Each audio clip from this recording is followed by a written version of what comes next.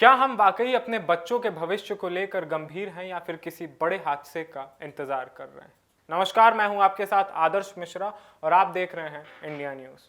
ये सवाल आज अरुणाचल प्रदेश के तिरप जिले के एक गांव से उठ रहा है, जहां हाल ही में हुई लैंडस्लाइड ने वहां के गवर्नमेंट सेकेंडरी स्कूल को अपनी चपेट में ले लिया है। हालांकि नुकसान देखने में शायद बहुत बड़ा ना लगे, लेकिन इस घटना ने प्रशासन की उस गहरी नींद और बड़ी लापरवाही को सबके सामने बेनकाब कर दिया है, जिसे लंबे समय से छुपाया जा रहा था।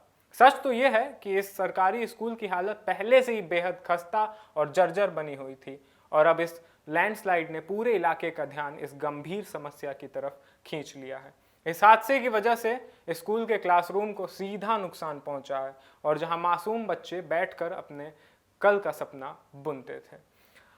इसके साथ ही वाटर सप्लाई यानी पीने के पानी की सुविधा भी पूरी तरीके से ठप हो चुकी है, जिससे बच्चों और शिक्षकों को इस भीषण गर्मी और संकट में भारी परेशानियों का सामना करना पड़ सकता है। इसके अलावा भी स्कूल के भीतर ऐसी कई बुनियादी सुविधाएं हैं जो बरसों से बदहाल पड़ी थी, और इस नए संकट ने रही सही कसर भी पूरी कर दी।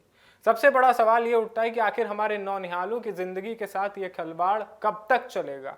यह सब कोई अचानक हुआ हादसा तो है नहीं, बल्कि यह उन जिम्मेदार अधिकारियों की साफ साफ लापरवाही का नतीजा है, जिनकी आंखों के सामने ये स्कूल दम तोड़ता रहा। इसलिए अब सरकार और स्थानीय प्रशासन को अपनी आंखें खोलनी होगी और इसकी पूरी जिम्मेदारी अपने कंधों पर लेनी होगी, क्योंकि यह कोई आम इमारत नहीं है, बल्कि एक सरकारी स्कूल है जहां देश का भविष्य पलता है। प्रशासन को बिना एक पल गंवाए तुरंत इस मामले में दखल देना चाहिए।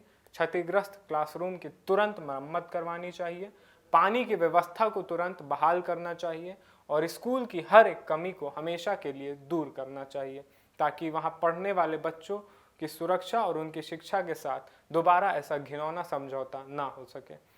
एक सुरक्षित माहौल मिले उन्हें, क्योंकि याद रखिए, शिक्षा हर बच्चे का बुनियादी अधिकार है, और मासूमों की जिंदगी से जुड़ी इस लापरवाही को अब और बर्दाश्त नहीं किया जा सकता है।